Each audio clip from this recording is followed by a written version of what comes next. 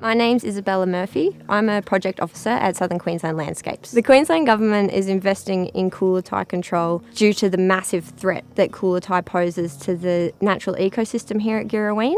Coolatai grass is an introduced species. It's extremely invasive, has a huge seed load. The main risk it poses to the natural ecosystem is the competition with native grasses and forbs, and also the fire risk.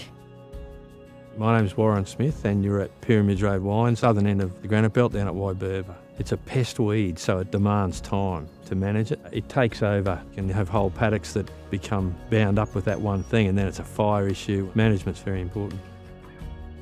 Coolatai grass, it's an exotic grass, so it's introduced to Australia. It's not native, and it originally comes from Africa. We believe it's introduced into Australia in the late 1800s as a potential pasture grass. I've seen it spread in the last 5-6 years across the Darling Downs. The funding for the Coolatai project has come from the Natural Resource Investment Program, funded by the state government. Their generous contributions have allowed us to get in and do some on-ground works to improve the condition of the native vegetation here at Girraween. So in the past we've sprayed it, and we've mapped what we've sprayed, but we haven't taken that bigger picture to have a look. So we've got a work crew of 5 people here today. Everyone has a GPS, and whenever you find Coolatai and you spray it, so we're using a backpack spray, so you mark on the GPS the point where you've sprayed it. But the other thing we're recording is the track that we're walking.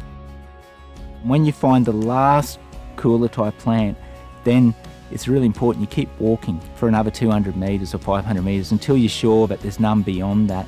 By doing that, we get the information of where the Coolatai is and what we've controlled, but we've also built up a really good picture of our search effort as well. And that's actually made a huge difference because we're making sure we're going back and doing some follow-up spraying.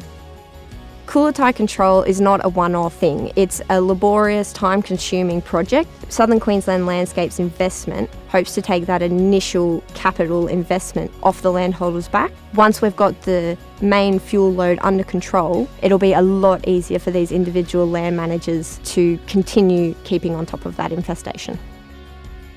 We're working to create a buffer zone around Girraween National Park. This will take a bit of the load off QPWS ranges, and it'll have a mutual benefit for the landholders. I think roadside slashing and vehicles are also a major spread of it along our roadside. So at another level, it's looking at the kind of ensuring we have hygiene on vehicles and machinery and stuff moving around. The machinery and vehicles we use here on Girraween, we're very conscious about washing down when we've been to a dirty area with Coolatai, so we're not spreading it. So we heard about Southern Queensland Landscapes through our dealings with the management in Girraween. They're fantastic to work with. They keep the neighbours regularly updated with what they're doing and what issues they have.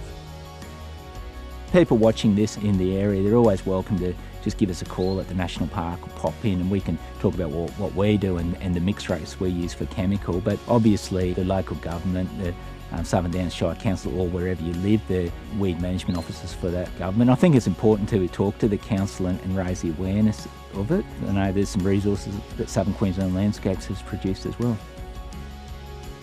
We're hoping that the mutual benefit to landholders will encourage them to engage in this project.